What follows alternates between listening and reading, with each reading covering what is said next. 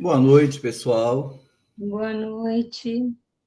Boa noite, professor. Deixa eu Boa Boa noite, noite. baixinho.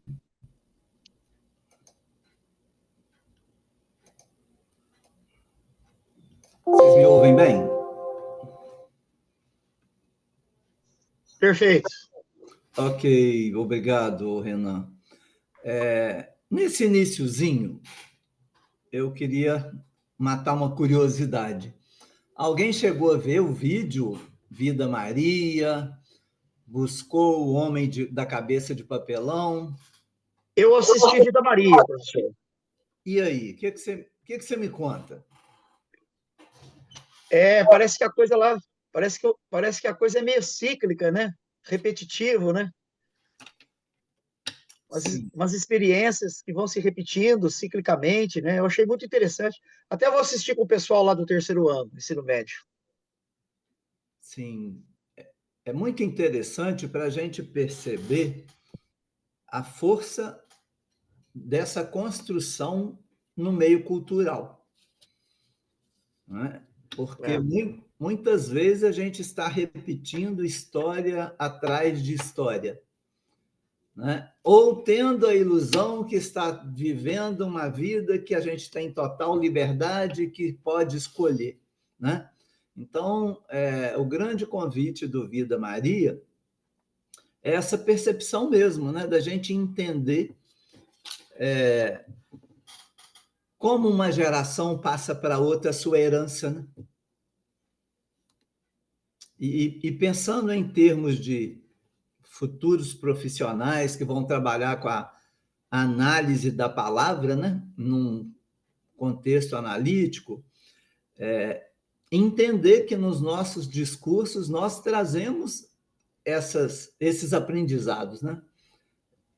E que muitas vezes a gente já internalizou de tal forma que a gente nem percebe que foi aprendido. Mas alguém chegou a ver? Eu assisti também. Verônica. E aí, Verônica, qual foi sua percepção?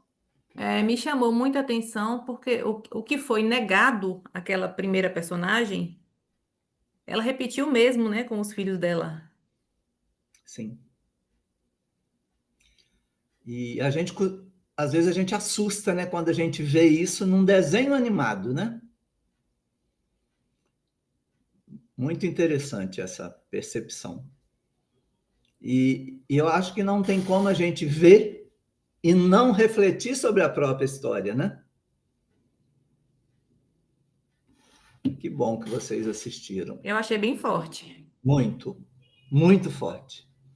Eu já passei esse vídeo em palestras sobre Setembro Amarelo em escola e assim os profissionais que assistiram realmente essa percepção, né?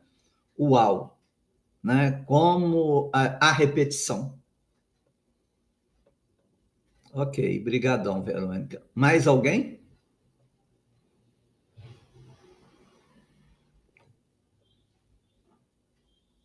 Realmente muito forte. Ok. Depois, se vocês tiverem oportunidade, busquem o texto do Homem da Cabeça de Papelão, que é do João do Rio. Tem ele até em história em quadrinho. E a Chimamanda, a autora nigeriana, que é O Perigo da História Única. Isso, para a gente ter essa percepção da movência e da cristalização do sentido, né? Muitas vezes a gente fica preso a um único sentido aprendido. E a gente fica vivendo um monte de conflito, e quando a gente consegue fazer esses arranjos, a gente percebe a vida de outra forma.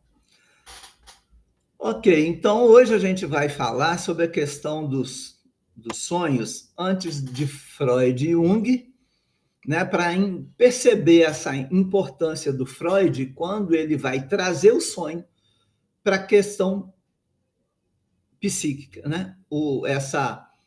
Essa ideia de o que está nesse inconsciente que promove entrada ou é saída para essas narrativas, né? Que a gente não domina, não tem controle e muitas vezes nem consegue interpretar. Então, é muito comum, quando você fala assim, eu estou estudando psicologia analítica, eu estou vendo um conteúdo sobre sonhos, a pessoa vai te contar um sonho, né? E ela gostaria de ter uma resposta. E aí a gente vai perceber que um grande perigo é a gente ficar naquela ânsia de ter uma resposta já, né? Olha, se você estuda, você tem a resposta. É muito comum as pessoas chegarem com os pacotinhos e buscarem resposta, né? No dia a dia mesmo. E aí a gente entender que o sonho ele tem muito sentido para quem está sonhando, porque é aquela narrativa ali, né? Uma primeira análise sem saber um contexto, ela é muito arriscada. O que é essencial é que haja um acompanhamento para que muitos outros sonhos possam também se conectar a um sonho inicial. Tá? Então, na nossa... eu tive uma cliente que ela já chegou com uma questão de um sonho que sonhou com uma cobra amarela. Então, ela já tinha uma visão pré-concebida, né, e é cultural nossa, de que é traição. Então, essa questão de início é o que essa pessoa traz enquanto leitura, mas eu lembro que na época eu falei com ela assim, vamos aguardar, né? Pode ser algo que esteja muito guardadinho no seu inconsciente e está querendo dar o seu sinal. Né? E aí vão aparecer outros desdobramentos. Isso, tem gente que ama cobra. Né? Tem muito o sentido, se a gente pegar, por exemplo, dicionário de símbolo, a gente tem leitura de diversas culturas. Né? Então, o que é interessante é, na hora de um sonho trazido para uma análise, né, que ele vai ser muito importante, é entender esse contexto, né, e a própria significação para aquela pessoa. Tá? De início, o que é interessante? Para o Freud é a história da vida do indivíduo, do nascimento até o período que ele chegou numa terapia. Né? Em outras situações, a gente vai ver que há outros caminhos. Né? Então, por isso que a gente vai falar lá no finalzinho de ontogênese e filogênese. Então, mesmo que eu faça parte de um sistema, igual a menina lá do Vida Maria, né? O que vai interessar é do nascimento até a busca de uma análise, para entender essa história ali. E principalmente a infância.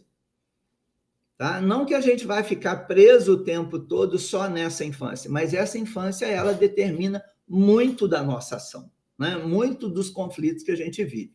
Tem o vir a ser, tem um futuro pela frente. O homem pode fazer toda a transformação, né, que estiver ao seu alcance dentro da sua vida, das suas escolhas.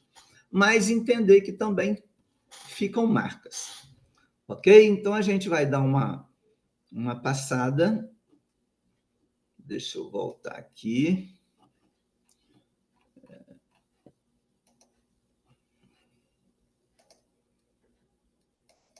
Vamos nós.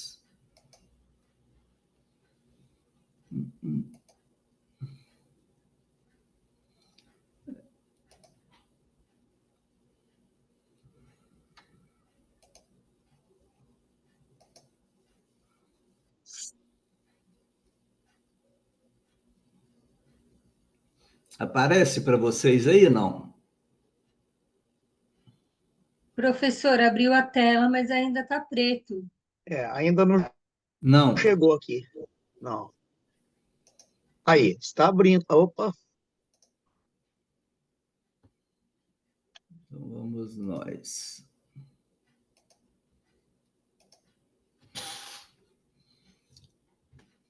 Ok? É isso, perfeito.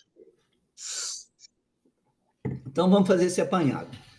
Então, eu tomo por base, né? A gente vai olhar Freud a interpretação dos sonhos, né? Que vai ser a grande obra onde se desenha a psicanálise. E um artigo que depois, se vocês quiserem, eu passo para Camila, para vocês terem essa visão, lá do finalzinho. Então, as observações introdutórias. O sonho prova ser o primeiro elo de uma cadeia de estruturas psíquicas anormais.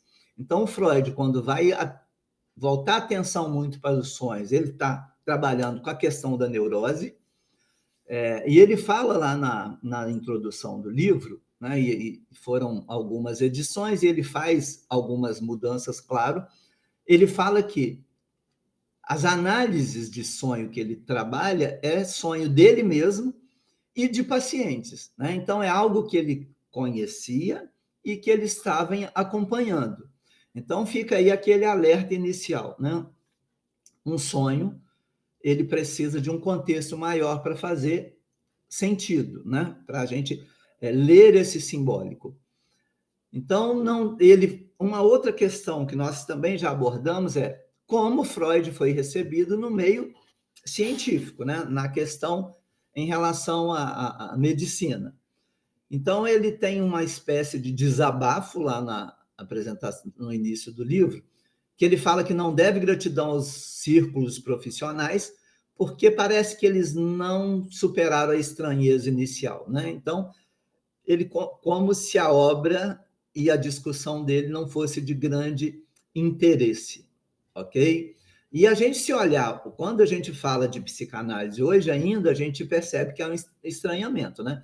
Parece que a psiquiatria é sempre a dona de toda a leitura, né? Nos contextos, pelo menos mais próximos que eu convivo, e vocês também devem ter essa percepção. E durante muitos anos do trabalho dele, foi em relação às neuroses que ele se orientava na interpretação dos sonhos. Então, quando a gente está em atendimento, né, e é muito comum iniciar um atendimento, começam a surgir sonhos, né? E aí a gente começa a ficar atento, né? O que está acontecendo na vida dessa pessoa, qual o conflito que ela está vivendo e o que esse inconsciente tem trazido em relação a esses sonhos. Então, Freud fala que, para ele, o livro tem um significado subjetivo, porque funciona como uma parte de autoanálise, e ele lida com a questão da morte do pai, né? Então, tem essa questão muito de a própria história do Freud, né? Parece que impulsiona essa busca, que ele vai ter essa percepção depois. E ele fala que aprendeu, desde então, a atribuir um valor maior à extensão e ao significado do simbolismo nos sonhos. Então, a ideia do inconsciente ela é trazida pelo Freud, né? E com essa força de há algo a ser revelado. Lá no prefácio da interpretação dos sonhos, o tradutor Abraham Brill ele fala o seguinte, que o Freud precisa ser lido em toda a sua extensão, né? Que é muito perigoso a gente pegar apenas recorte. E aí, com o tempo, né, que a gente vai em estudo, psicanálise é algo para estudar o tempo inteiro, e Jung também, né, a psicologia analítica também. E ele fala que ninguém está realmente qualificado para usar o método psicanalítico de Freud se não dominar completamente sua teoria das neuroses. A interpretação dos sonhos é a maior e mais importante obra do autor. É aqui que se desenvolve a sua técnica psicanalítica. Então, a interpretação do sonho ela vai marcar, né, esse início de século XX, essa obra que modifica muito esse olhar para a psique humana. Então, é Freud que vai despojar o sonho dos seus mistérios, né? Vai trazer o sonho como algo ligado a essa prática de estudo da psique humana. E os sonhos estão ligados à vida mental normal e anormal, né? Então, e também essa questão do normal e anormal, aqui eu estou reproduzindo palavras do próprio Freud, né, do próprio tradutor, né? E a gente tem hoje essa concepção mais ampla, né, do que é normalidade, né? Por que fulano é normal e o outro é anormal? Então, hoje a gente tem uma visão mais ampla. Então, a gente observa de início a questão do que é neurose, né? Nós temos um preconceito muito grande com a questão desse cuidado com a psique, né? Desse olhar.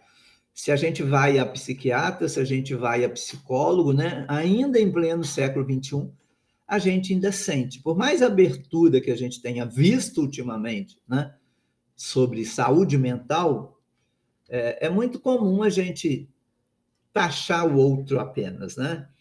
Então, a ideia da neurose, e todos nós passamos por isso, né? São os quadros de conflito interno. E esses quadros vão gerar mecanismo de defesa, muitas vezes, que vão gerar sofrimento e sintoma, né? Então, quando a gente manifesta determinadas questões que estão nos incomodando, e muitas vezes até adoecimento mesmo, né? Sintoma enquanto adoecimento, são conflitos internos. E aí a gente tem um ego que está lidando com uma questão que o inconsciente está, muitas vezes, tentando trazer à tona. Então, a neurose é um conflito psíquico que tem raízes na história infantil do sujeito. Então, quando a gente vai falar em neurose, lá em Freud, a gente vai sempre ter esse olhar para a história infantil do sujeito, ela é determinante de muito conflito trazido para análise. Ok? Freud vai definir como a expressão de um conflito do inconsciente. Então, certos impulsos são incompatíveis com a realidade. Por exemplo, se enquanto criança eu tive determinada percepção, né, e lembram que a gente vai construir essa ideia de consciência bem mais tarde. Então, eu, enquanto criança, se eu, na minha percepção, eu tive raiva da minha mãe ou do meu pai, vai chegar um ponto que a gente entende que isso é inadmissível. Então, quando isso é escondido, muitas vezes pode entrar a questão da neurose, né? Dessa briga, desse conflito interno muito grande, e a gente constrói alguns mecanismos para viver com isso. Tá? Então, quando a gente fala nessas questões, lá em Jung a gente vai falar de complexo, são questões que ficaram muito guardadinhas. Toda pessoa normal, para a psicanálise, ela está na zona da neurose, né? Então, a gente tem neurose, psicose e a questão da perversão. Então, o que é a questão da neurose? A pessoa dita normal, ela estaria em equilíbrio, né? Então, esse jogo entre id, ego e superego, ele está mais harmônico, funciona de uma maneira entre esse trio e o exterior, né? Então, não está causando sofrimento, né? Adoecimentos. Então, a gente olha para essa ideia de normalidade. A questão de sonho. A gente tem muito, né, em textos sagrados, revelações em sonhos. Então, muitas vezes ligadas à questão mística, né, ao sagrado, algo como ilusório ou sobrenatural, como se o sonho viesse de outro mundo, de um universo que eu não conheço. Há também as mensagens divinas, alguns sonhos que são premonitórios, né? Que eles anunciavam alguns acontecimentos. Esses sonhos ligados às crenças culturais, né? Então, essa questão do contexto. Havia sonhos, né? Classificação de sonhos como eles fossem verdadeiros e valiosos, e aqueles sonhos que são vãos, né? Uma espécie de fraude, e que traria maldição para o homem. Só para a gente perceber essa ideia, né, como ela é antiga, né? Então, antes de Cristo, Cícero fala o seguinte: e principalmente os resquícios de nossos atos e pensamentos em vigília se movimentam e se agitam dentro da alma.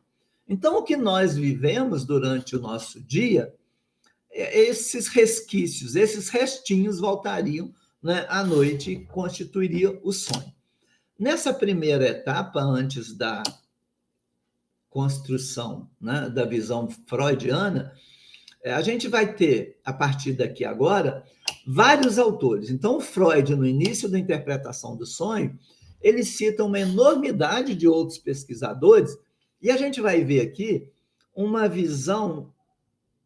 visões altamente antagônicas, né? Uns acham que é determinada situação e outros.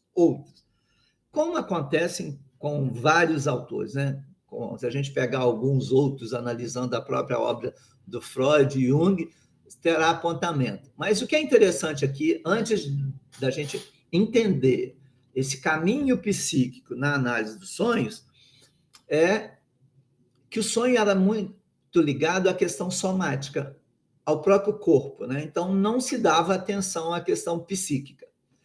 Então, em primeiro lugar, o sonho é uma continuidade do estado de vigília, né? Então isso aí já tinha sido apontado. Nossos sonhos se unem com aquelas ideias que nós tivemos na nossa consciência, né, durante o dia. Nós sonhamos com tudo que nós vimos, com o que dissemos, desejamos ou fizemos. Então, aqui a ideia de que o sonho está atrelado a essa vida cotidiana. O conteúdo dos sonhos é mais ou menos determinado pela personalidade individual. Então, a idade, o sexo, a posição na vida, a educação, os hábitos e as experiências de toda a vida passada. Aqui já pega o sonho ligado a todo o contexto do indivíduo, mais experiência da vida dele lá no passado também.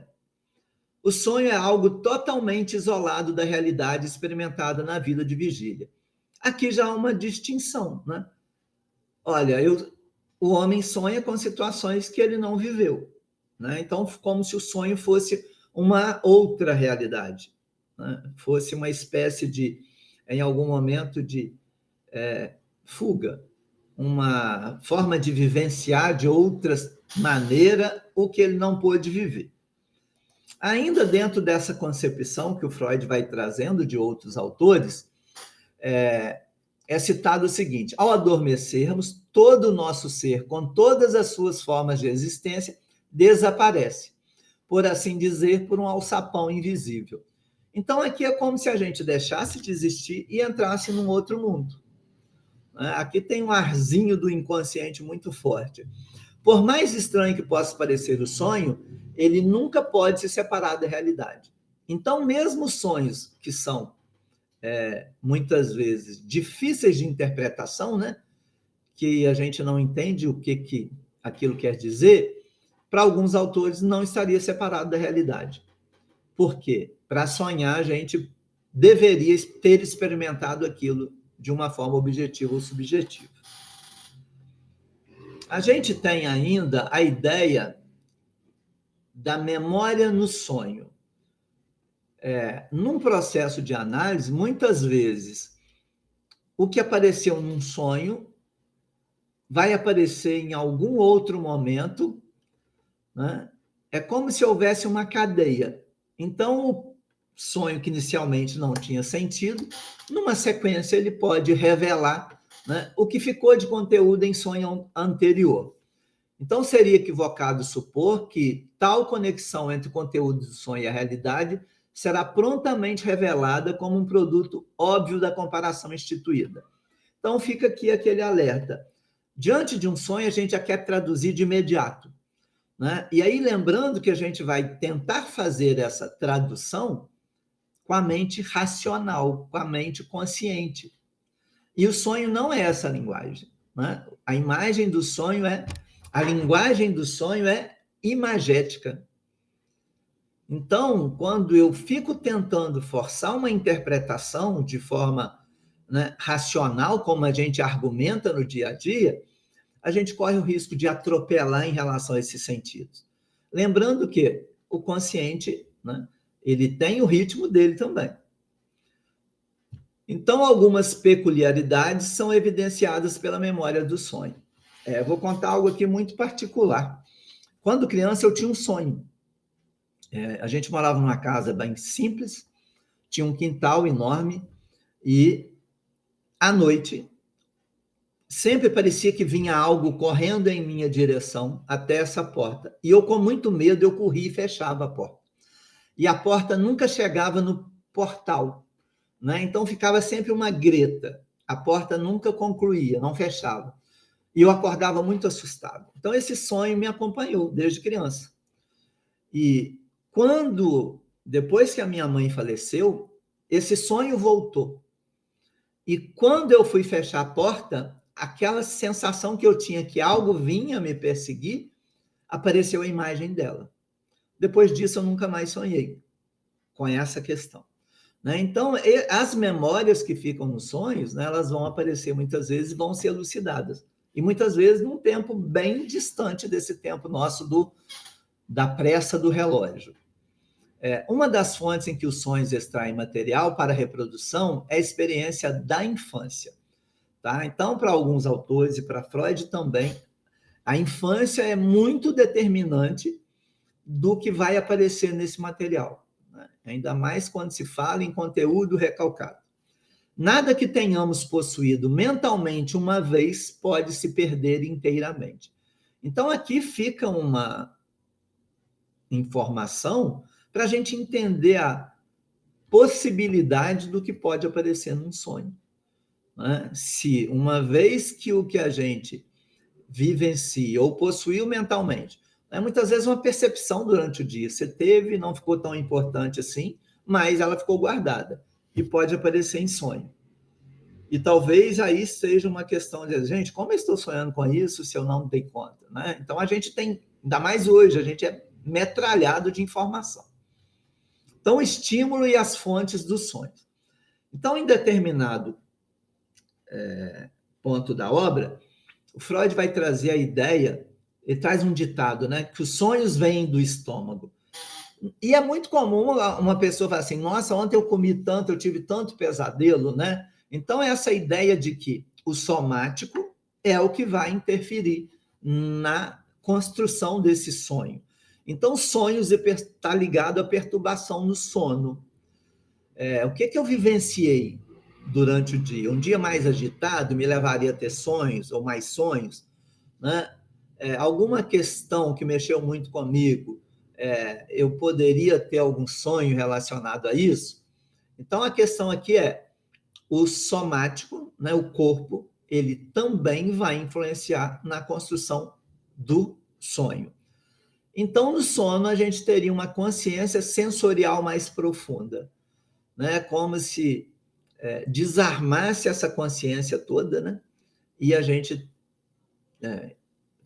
conseguisse trazer, né, situações que ficassem guardadas. Então, a mente que é afetada por estímulos vindo do corpo, ela vai produzir sonho. Nosso intelecto toma as impressões que o atingem de fora e remodela. Então, o que nós vivemos vai atingir, né, esses impulsos nesse corpo, e no sonho ele vai ser remodelado, né? Vai ser passado para uma outra linguagem.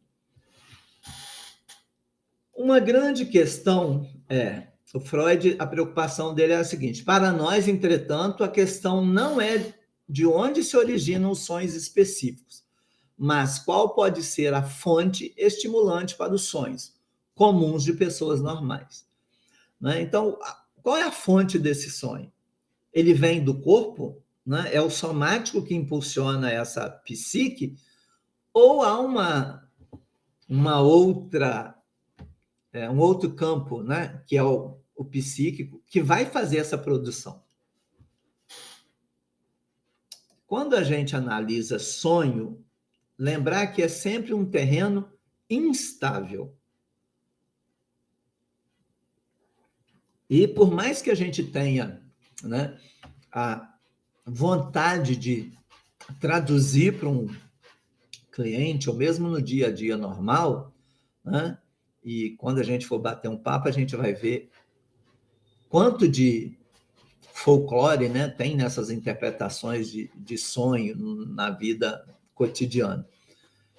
Então, esse terreno instável, a gente tomar cuidado, porque muitas vezes, como analista, a gente não vai conseguir decifrar. Né? Talvez não seja o momento para que ele, analisando, e não veio material suficiente ainda, tá? E a gente ter essa cautela mesmo e entender que a gente não tem bola de cristal.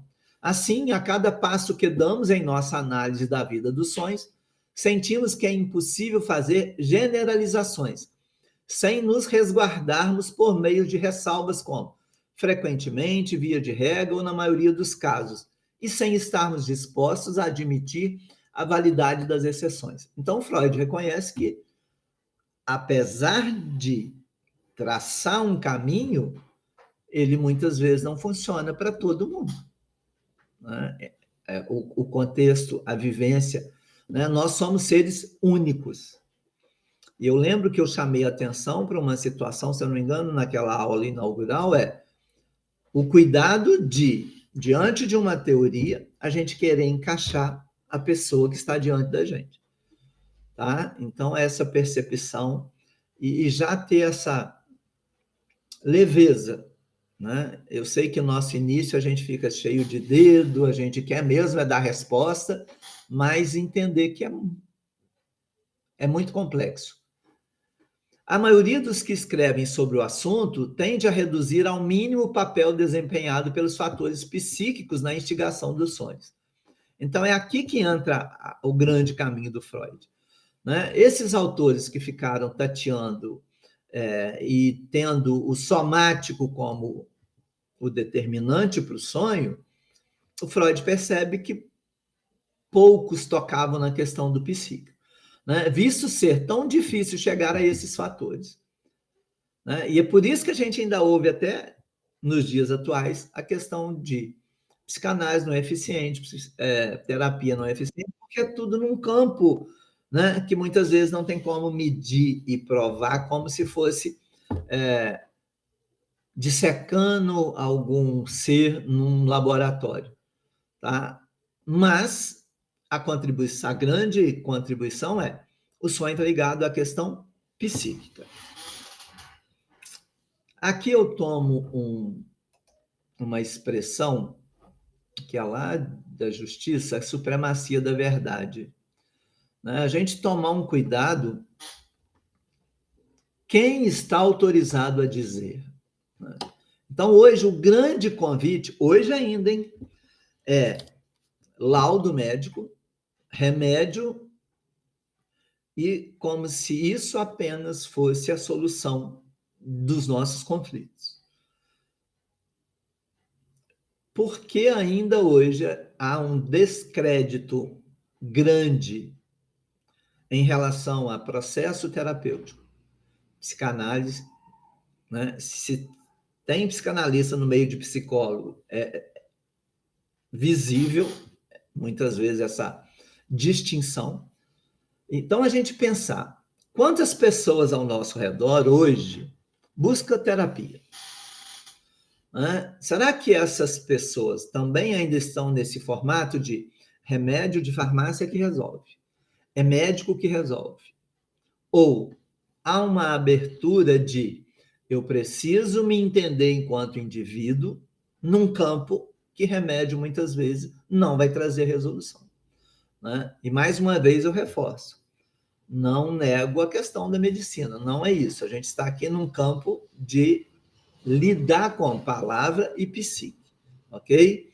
Então, Freud vai falar que mas a concepção somática da origem dos sonhos corresponde inteiramente ao modo de pensar em voga hoje na psiquiatria. Então, o corpo é muito forte, né? O cérebro é muito forte quando a gente analisa a questão do tratamento psiquiátrico. Essa percepção, gente, olha onde que ela ficou. E a gente ainda tem até hoje uma dificuldade muito grande de vencer essas barreiras. É verdade que a predominância do cérebro sobre o organismo é sustentada com aparente confiança. Então, essa era a grande dificuldade para o Freud, né, no meio científico. E se a gente observar, ainda está muito forte isso hoje. A desconfiança do psiquiatra colocou a psique sob um guardião, por assim dizer, e agora exige que nenhum de seus sentimentos divulgue quaisquer de suas próprias faculdades. Esse comportamento apenas mostra quão pouca confiança eles têm na validade de uma relação causal entre o somático e o psíquico. Hoje a gente tem a ideia, né, e a discussão da psicossomática, muito forte. Eu lembro que quando eu estava estudando, na época foi o professor Vinícius, professor Vinícius, acho que foi, ou Mascoli. Eu me encantei tanto com a psicossomática, né? Na época, eu comprei 13 livros para eu entender. Por que estamos sofrendo tanto com doença? E por que ainda a gente está parado numa única leitura e numa única recorte? Nesse somático. E como se ele fosse desvinculado do psíquico. Então, se na época do Freud, né, enquanto pesquisador, a medicina já fazia essa distinção, a gente muitas vezes está vendo essa história repetir ainda hoje, né? E a gente tomar um cuidado, enquanto futuros analistas, a gente ainda ficar muito preso a determinadas questões aqui. Então, vamos lá. Limites e visões. Como terapeutas e analistas, entendamos que nós somos seres humanos, né? Então, há limites e há visões. Quando a gente está diante de algo novo, o que a gente faz? A gente tenta enfiar aquilo no pacotinho que a gente já tem guardado, né? Como se a gente tivesse um modelo de leitura do mundo, das pessoas, da vida. E isso é muito confuso, muitas vezes, porque o outro não tem essa vivência que eu tenho, né? Então, essa abertura de entender que há limite e que há visões totalmente diferentes diante da vida. Tudo que sabemos dos sonhos provém da consciência, né? Então, é essa mente racional que vai tentar explicar esses mistérios ainda. Nos sonhos, as associações parecem travar uma luta livre, de acordo com semelhanças acidentais e conexões quase imperceptíveis, né? Então, como que uma ideia associa a outra? Algo que eu vi, algo que foi memorizado, uma memória de infância, algo que eu vi no noticiário, né? Como que há essa articulação para construir um sonho? Os sonhos nos proporcionam um vislumbre ocasional de profundezas e recessos de nossa natureza. Aqui, em geral, não temos acesso em nosso estado de vigília. Então, a questão do sonho. Se a gente pensar num processo de análise, a gente caminha para onde? Para olhar para as nossas profundezas, né?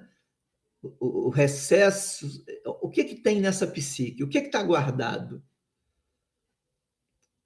Então, o sonho traz uma abertura para algo muito maior e mais profundo do que o que nós vivemos quando a gente está acordado.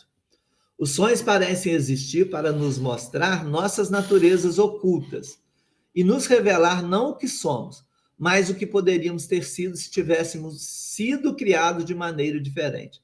Então, aqui também tem a ideia do sonho enquanto desejo, possibilidade, né? O que ele pode mostrar dessa natureza que a gente ainda desconhece. Quando a gente inicia processo terapêutico, a gente tem uma imagem da gente, né? Ao longo do percurso, a gente vai vendo que há muita mudança. Os sonhos não fazem mais do que nos revelar o que não admitiríamos para nós mesmos. Então, aqui é a ideia de que os sonhos, eles trazem aquilo que a gente não consegue estar de frente, né? Professor, licença, um pouquinho, senão eu esqueço. É a Lília que está falando. Pode-se falar que o sonho seria o subconsciente falando com a gente. O nosso subconsciente está falando, né? Coisas que a gente não sabe aqui, por exemplo, o dia a dia. O nosso consciente não pensa, não processa. No dormir e ter o sonho, poderia ser lá no fundo o subconsciente está sendo revelado. Pode ser isso também? Vamos segurar essa informação de início, né? Então, o sonho, se você está chamando de subconsciente, vamos colocar que é uma parte que a gente não tem acesso ainda, né? E que constrói a sua própria narrativa. É como se a gente continuasse vivinho mesmo depois de dormir, né? Então, tem um mecanismo que ele funciona, né? Qual mecanismo que é esse? Quais as partes são movidas? Por que essa vida dormindo, né, ela continua? né? E aí a gente quer sempre essa explicação. O que isso quer dizer? Será que ele está trazendo o que está guardado? Né? E a gente vai ver que há outras questões de sonho também, né? Quando a gente for tratar de algumas classificações. Mas vamos pensar assim, o sonho é uma parte nossa que não aparece enquanto a gente está acordado. Isso, é uma parte adormecida que se Isso, mostra dormindo, isso. né? Se a gente pensar, porque durante o dia o nosso ego está muito armado, né? Sim. Lá no meu serviço, por exemplo, eu me mostro uma pessoa, né? Na minha família eu me mostro outro. Eu posso não gostar de algo e eu não transpareço aquilo. Tá? Então, a gente tem no jogo social uma construção própria desse estado de vigília. Né? Só que esse estado de vigília, quando eu estou dormindo, eu não preciso dessa proteção toda mais. Uhum. E aí a gente tem esse campo mais aberto. Né? E aí você não tem controle dele. Não. Porque enquanto você está aqui no dia a dia, a gente pensa o que quer, tem muitos controles, né? E dormindo não, aí vem coisas que você não quer, suas dores, seus medos maiores, né? E você se depara frente a frente com outro lado seu, desconhecido. Eu acho que seria mais ou menos isso para Isso. mim. Ótimo. Fica com essa ideia, né, de início, já que ela traz uma resposta. Quando a gente entra num processo terapêutico, a gente entra para saber o que a gente sabe sobre a gente ou para saber o que a gente não sabe sobre a gente? Seria para saber o que a gente, na verdade, não sabe sobre a gente e quer ser descoberto. Isso. O Só sonho que vai ter um papel isso importantíssimo nisso, é. tá? Uhum. Seguindo, aqui eu acho que eu já fechei.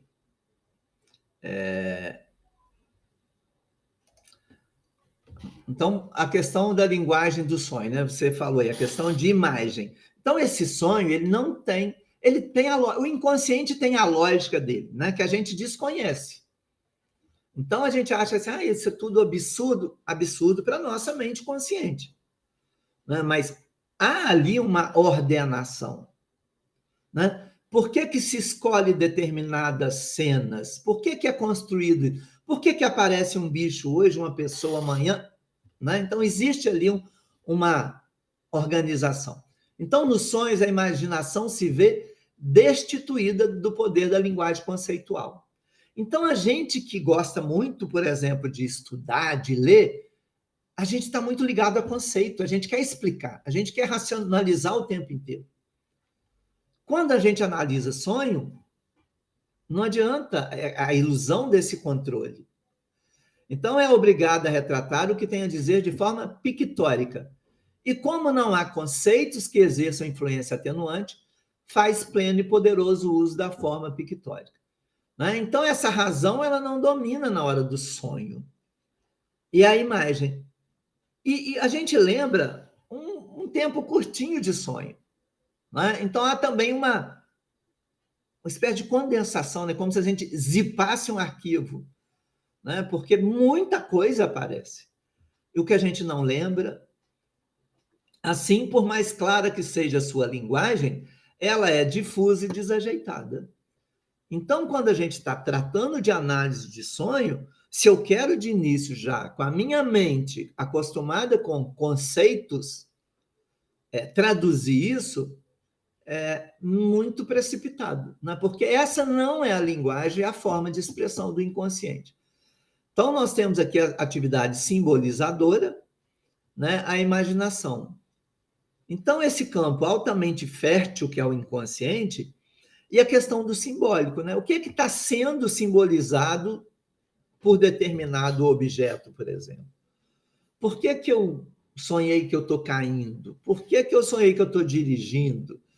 Tá? Então, essa atividade ela precisa ser vista num contexto. E sempre lembrando que o sonho é um material a mais diante do que o cliente está trazendo para a questão posta em análise. A imaginação dos sonhos nunca retrata as coisas completamente, mas apenas esquematicamente, mesmo assim da forma mais rústica. Então, muitas vezes, o que a gente consegue lembrar do sonho é apenas uma parte. Então, chegando na ontogênese e filogênese, o Lacan fala que a palavra interfere no corpo. Vocês viram muito isso no Vida Maria, né? Essa palavra culturalmente recebida, ela vai interferir na minha forma de ser Renato. Então, para o Freud, ele fica mais ligado à ontogênese.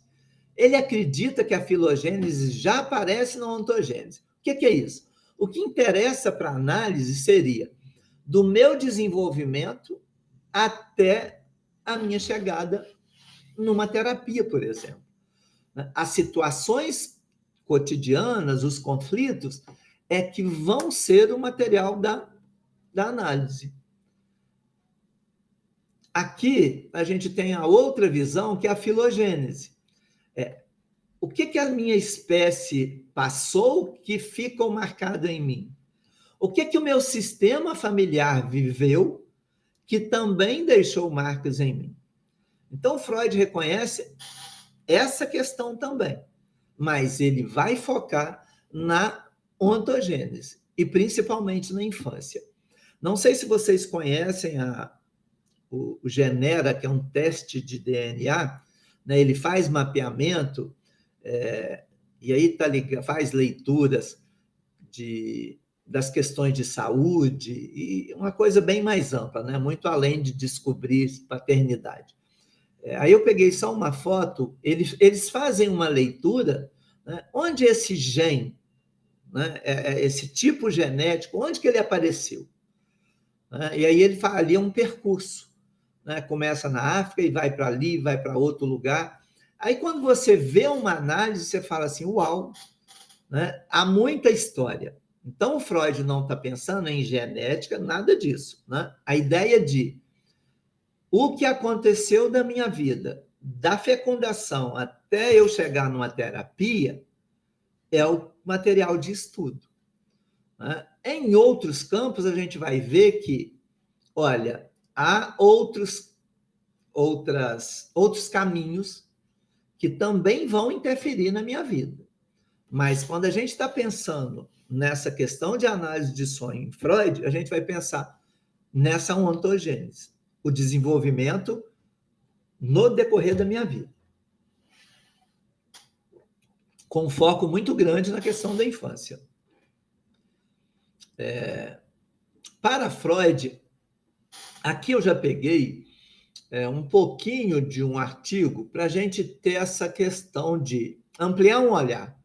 Há um elo entre as gerações que está para além da consanguinidade.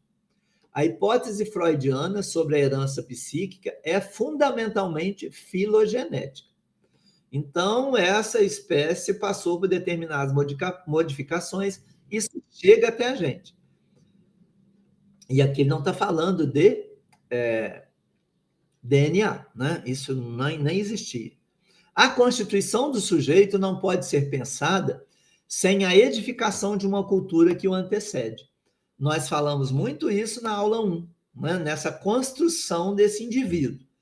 A cultura que é transmitida de geração a geração para sustentar a vida em grupo e a existência de cada sujeito individualmente.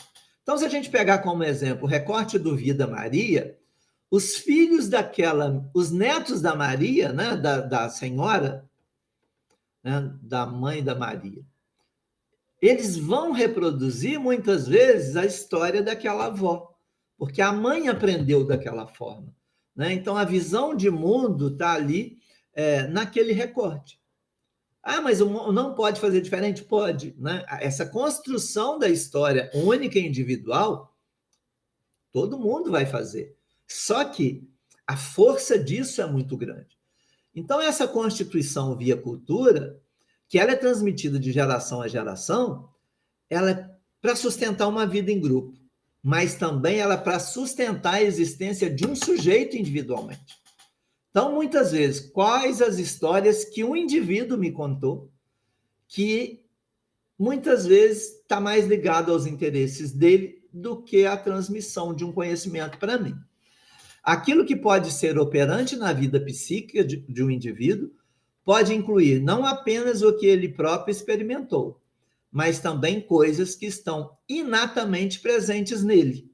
Então, como se a gente já chegasse com essa determinada bagagem. Quando de seu nascimento, elementos com uma origem filogenética, uma herança arcaica. No artigo que eu comentei, se discute que essa herança psíquica aparece em várias partes da obra do Freud, não como tema. Aliás, como um tema, né? Não como um termo estruturado. Então, a nossa psique traz herança de outros da nossa linhagem. O problema das neuroses, origem dos sintomas e a transmissibilidade psíquica. Não é como se houvesse repetição dessas histórias por uma transmissão dentro dessa psique. Fator constitucional e disposicional, né? O que a pessoa traz com ela no nascimento. E o fator acidental, o que a vida traz para essa pessoa. É aqui que fica a ideia da ontogênese, o que é o foco do trabalho da psicanálise, né? Por que a gente vai para uma terapia? Porque a vida está trazendo determinados arranjos e a gente não está conseguindo lidar com isso muitas vezes. Então, enfatiza o desenvolvimento ontogenético, então é a história do sujeito, do nascimento até a vida adulta, ela é determinante desse jogo que causa conflito. Embora o papel da herança psíquica seja importante, as experiências infantis são mais. Então, nossa psique traz algumas situações guardadinhas, mas as experiências infantis determinam muito da nossa vivência como adulto. A ideia da transmissão psíquica entre as gerações, né? A Maria conviveu com essa mãe, os netos conviveram com essa avó, então essa herança está ali, né? Via psique. E a ideia hoje transgeracional. Eu não tive contato com meu bisavô, mas em minha psique há vestígios de situações que ficaram num passado muito distante. E uma relação estreita entre história e transmissão do psiquismo e construção da subjetividade.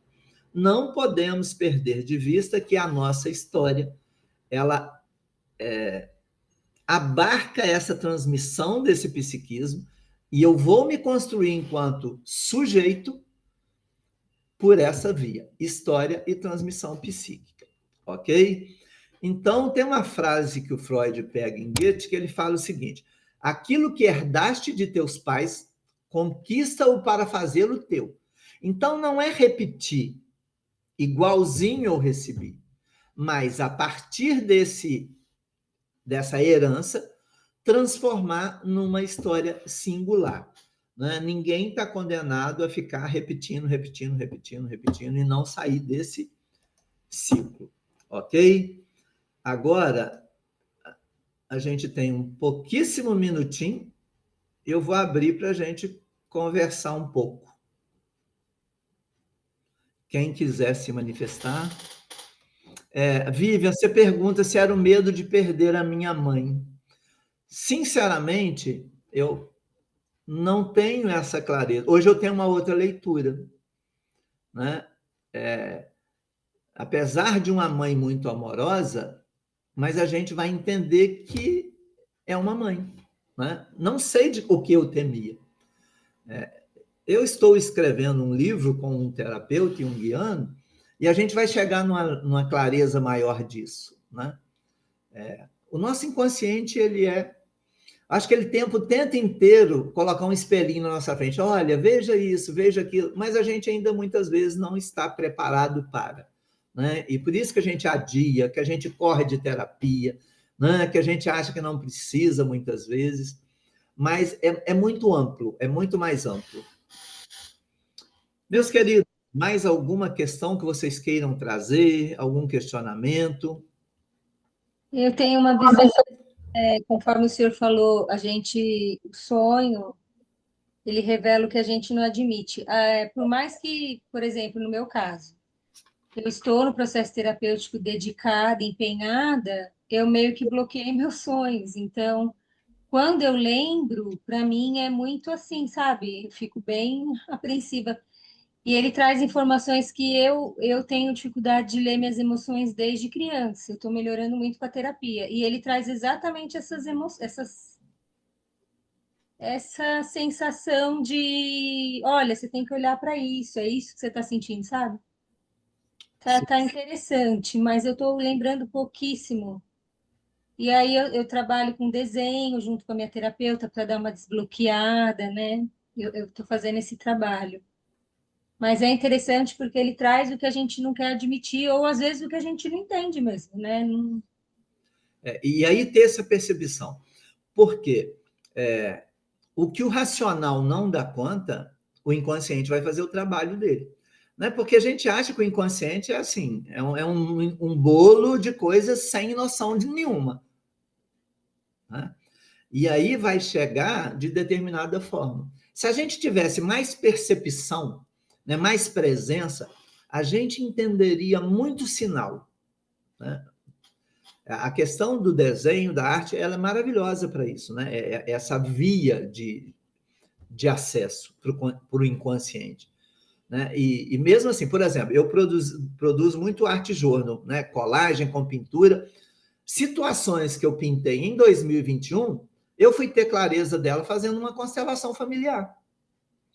Ou seja, muitas vezes o nosso racional ainda não está preparado para receber determinada informação.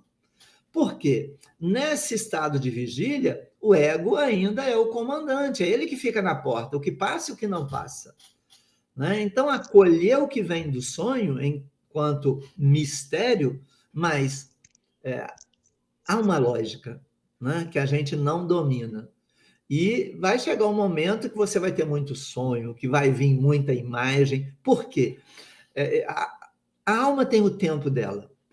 Né? A gente entra numa terapia, a gente quer resolver assim, com 5 sessões, acabou resolvido. Não, não é assim. A nossa alma não tem o reloginho que a gente carrega no celular. O tempo é outro. Né? A dinâmica da psique é totalmente diferente. E também, professor, Professor, influências externas, só para concluir, eu assisti o vídeo do Conté dos sonhos com as religiões, né, que estava lá no plano de aula do senhor. As influências externas, quando eu frequentava muito a igreja, que eu não estou frequentando atualmente, eu sonhava muito com as questões religiosas, assim. Sim. A gente tem uma questão, né, dessas instituições, o que está sendo cobrado muitas vezes. Né? Então, também há esse conflito. Olha, eu me mostro de uma forma, mas eu sozinho eu sou totalmente diferente daquele que vai em determinada religião. Né? E quem vai fazer esse trabalho, muitas vezes, de compensação? É o inconsciente. Ok? professora, eu fiquei com uma pergunta aqui sobre a Lélia, que ela estava dizendo que ela não sonha muito hoje. Será que é porque, como ela está fazendo uma terapia muito assim, que está dando muito resultado, ela já assim processa muitas coisas lá na terapia, né, com ela própria. Aí ela sonharia menos, por exemplo, aí o subconsciente dela já está mais assim, já está conseguindo tirar, né, já está filtrando as coisas. Como é que eu digo, né? Ele está jogando para fora nessas sessões, né? Então ela já está assimilando mais. Será que isso tem alguma ligação? Aí quando ela sonha, por exemplo, talvez ela não lembre, ou ela sonhe, ou talvez até sonha, mas ela não está com aquela nitidez do sonho. Lilian, eu ficaria com essa questão. Ela sonha e não lembra. Tá? Mas, assim, Sonha, só isso, sonha e não lembra, isso. isso. Porque pode ter um filtro racional, né? Porque já está sendo trabalhado isso na terapia com muita eficácia, no caso, né? Agora, a gente, quando está tratando de psique, e aí é cada um dentro das suas vivências, a terapia vai resolver X, a arte vai trazer Y, o sonho vai trazer Z. Para quem gosta do simbólico. Um mapa natal astral vai trazer algo, uma constelação familiar traz outro, porque são vieses de acesso a esse campo desconhecido. Tá? É muito comum os sonhos aparecerem. E quando for a hora, ele chega. Nem que seja para perturbar a nossa ideia. Assim, cara, por que eu estou sonhando isso agora? Mas, assim, quanto mais a gente... O grande convite é o ego fazer uma parceria com o inconsciente. Né? E aí a gente conseguiria trabalhar melhor isso. Vamos lá. Professor. Qual horário? Eu sei qual horário tenho mais facilidade para sonhar. Oi, Renan. Professor, parece muito complexo. Eu não sei se eu vou conseguir me expressar aqui. Na condição de terapeuta, eu corro o risco de interferir, porque eu acabo conduzindo todo o processo de interpretação do sonho, mas eu corro o risco, talvez, de impor algumas questões, né, sobre um sonho que não é meu, e interpretando uma coisa, eu corro o risco de interpretar, e a partir do quê? A partir de um discurso meu, a partir de uma visão minha, a partir do discurso mesmo. Isso tem a ver com a primeira aula, né? Então, parece que é um negócio meio perigoso, né? Não sou eu que interpreto, né? É quem está sendo analisado quem vai interpretar isso e dar um sentido para isso. Como é que é isso? Bem perigoso, né? Lidar com outro é sempre perigoso. Ok? Viver é muito perigoso. O que a gente tem que ter em mente enquanto profissional que lida com a psique do outro? Ser ético, eu não posso determinar para o outro aquilo que eu acho que tem que ser. Porque quem vai trazer e vai possibilitar a leitura é quem sonhou. Porque se eu me colocar na condição de eu estou te ajudando, eu estou te conduzindo, isso não é papel para terapia. A gente não tem esse poder. Ok? É por isso que eu chamei a atenção, acho, naquela aula, na primeira aula, no Masterclass. Cuidado, porque se o outro achar em mim o que ele não teve e achar que eu sou o detentor da verdade, a minha responsabilidade passa a ser muito grande. Tá? O que é interessante nós não temos bola de cristal, nós estamos lidando com o simbólico. Enquanto profissional, eu posso fazer perguntas e o outro trazer a leitura dele. Eu não posso falar, você sonhou com algo, falar, ih, Renan, meu filho, você vai sofrer um acidente. Não é essa a questão. A gente tem que ser muito ético ao ponto de eu não tenho bola de cristal. Ah, mas então você não é um bom profissional? Não, eu sou consciente. Não é porque senão eu ia lá pedir alguém para... Mas a questão que eu estou querendo me referir não é nem dizer, não é nem interpretar o outro, entendeu? Mas no processo de condução, conduzir mal esse carro aí, entendeu? Para o indivíduo chegar em respostas que são totalmente assim absurdas, entendeu? Então, E que não corresponde realmente, entendeu? Que não bate, que não chega, você tá entendendo? É perigoso, né? Se não chegar, o cliente vai falar. Porque essa insegurança do Renan, acho que é muito válida para quem ainda não está atendendo. Quando eu mudei para terapeuta junguiana, ela me deixou muito tranquila. Porque eu vejo como que ela atua ali no site terapêutico, sabe? Ela realmente é neutra. E aí eu que vou fazer na interpretação, ela vai caminhando comigo, como ela já conhece a minha história, então ela vai caminhando. Não tem uma invasão igual ele está com receio, né, Renan, de ser um pouco invasivo. Perfeito, A gente está com medo porque a gente lida com um campo altamente do mistério.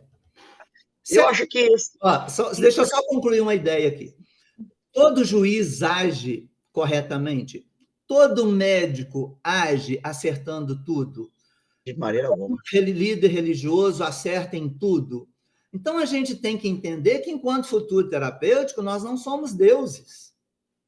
E ainda Agora, entra, né, professor? ciência de que nós não estamos vendendo cartilha para ninguém seguir. E aí entra nesse lugar, né? O que é certo e o que é errado. O que é certo para um também não é certo para o outro, né? E aí O que que ali a Lelinha trouxe ali é deixar que o paciente ali, que o cliente caminhe pelo próprio caminho. E você trouxe uma palavra que eu uso até nos meus retiros, com arte-terapia e yoga. Remodelar as emoções.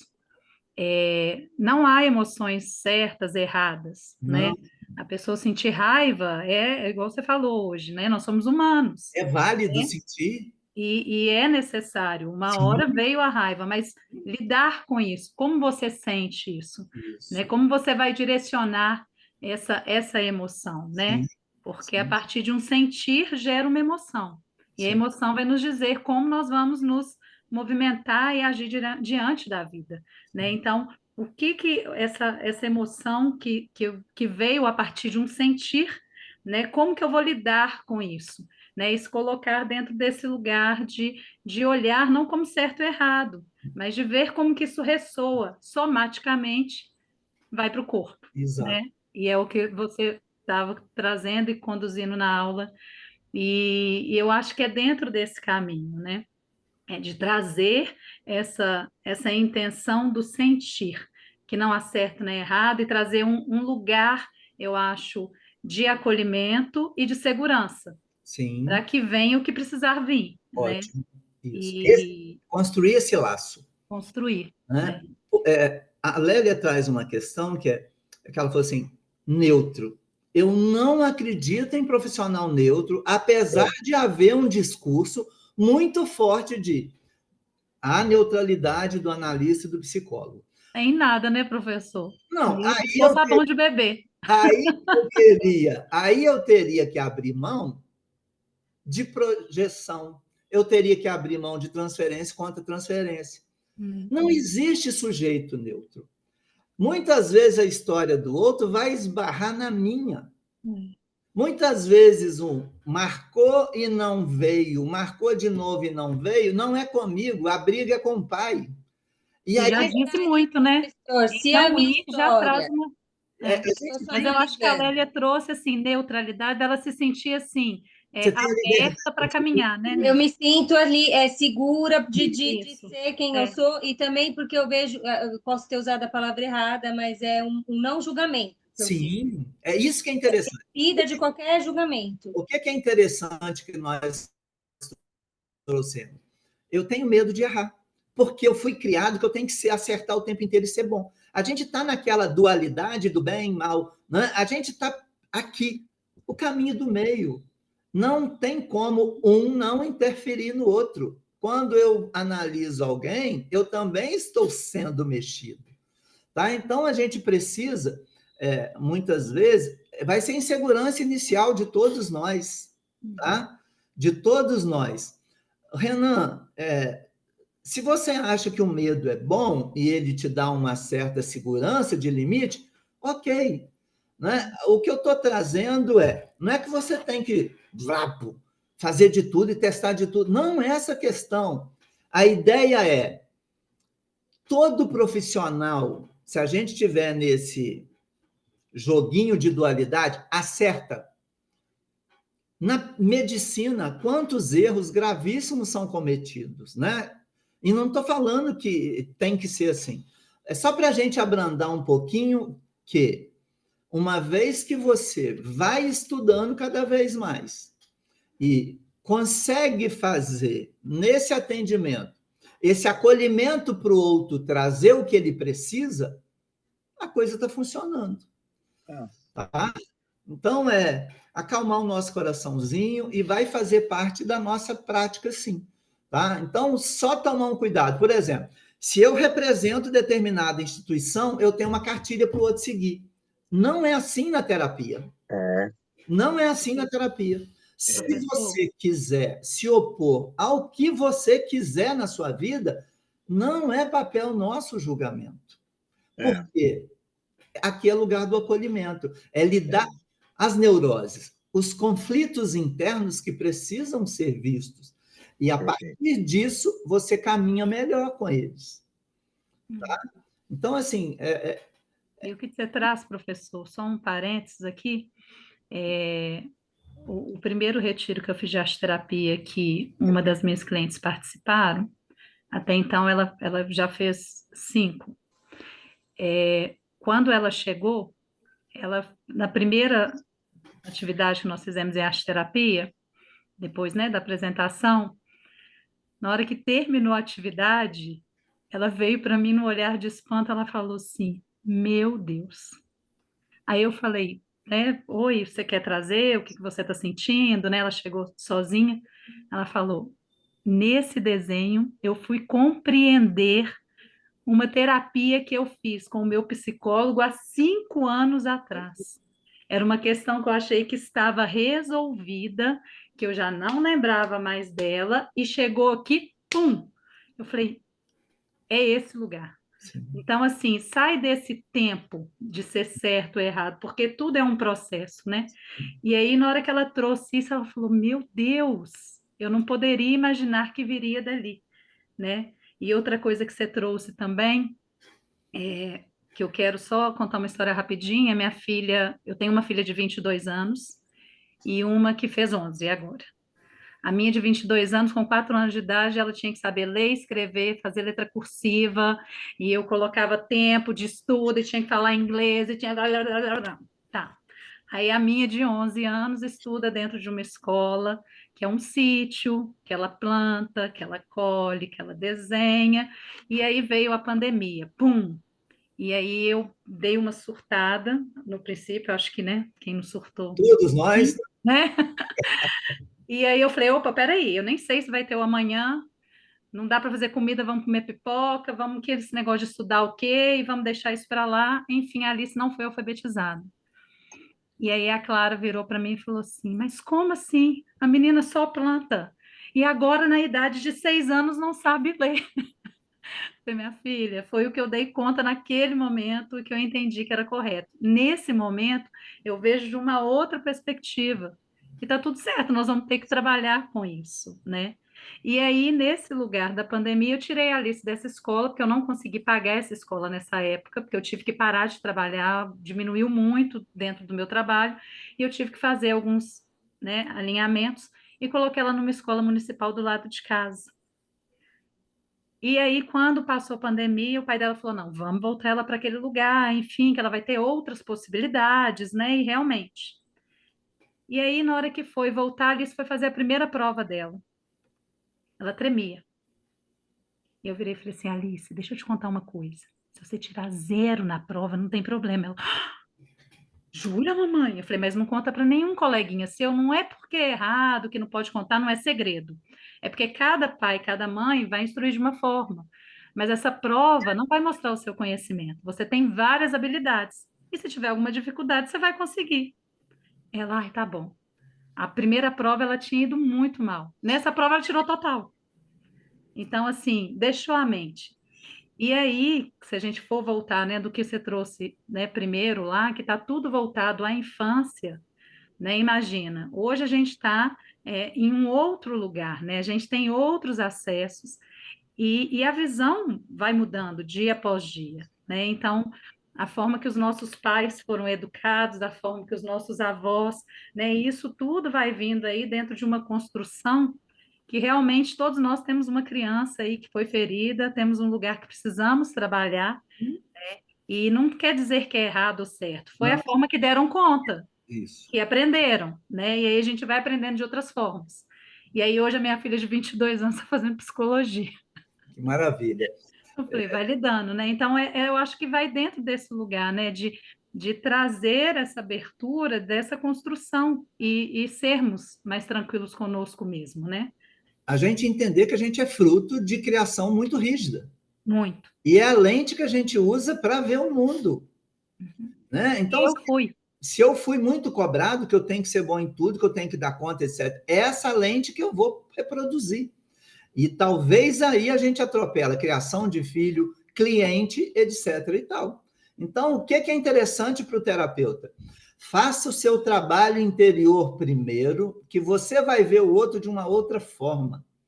Tá? Legal. Que As instituições nos cobram isso, né? Dentro dos nossos trabalhos, né? Não só dentro de casa. Então, a gente está nesse mundo, né? Você é convidado o tempo inteiro a obedecer, agradar, obedecer, seguir regra, etc. E tal. Então, o que é o grande convite para a gente abrandar um pouquinho a nossa questão? O racional ele é altamente necessário, mas quando ele está nos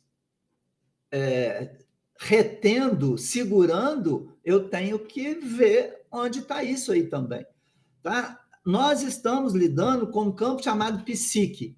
Nem a ciência ainda entendeu o que é a nossa psique ao todo. Né? De tamanha complexidade. Então, nós, simples mortais, estamos num processo ainda. Tá? Então, assim, abrandem o coração e entenda que a gente só não pode falar assim, olha, fulano, você tem que seguir cartilha. Isso não é de terapia. Tá? Se a questão teórica que a gente está buscando virar dogma, aí a coisa fica perigosa.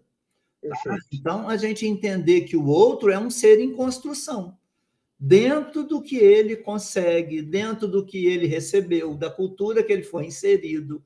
Né? E aí, o que é o nosso campo de atuação? O que ele traz de conflito? Muitas vezes ele falou algo que o terapeuta já pescou, mas ele não vai revelar, porque precisa vir de lá. Tá? Então, podem ficar bem tranquilos por enquanto. Mas eu sei que a gente fica ansioso para dar conta de tudo mesmo.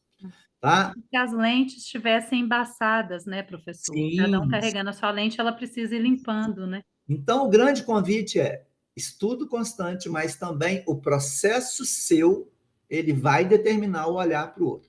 Meus queridos, foi um prazer mais uma vez o encontro com vocês e nos vemos no dia setembro já agora. Não, 28 alguma coisa, né? Até a próxima, um forte abraço. Boa noite. Até, boa noite. Boa noite. Boa noite.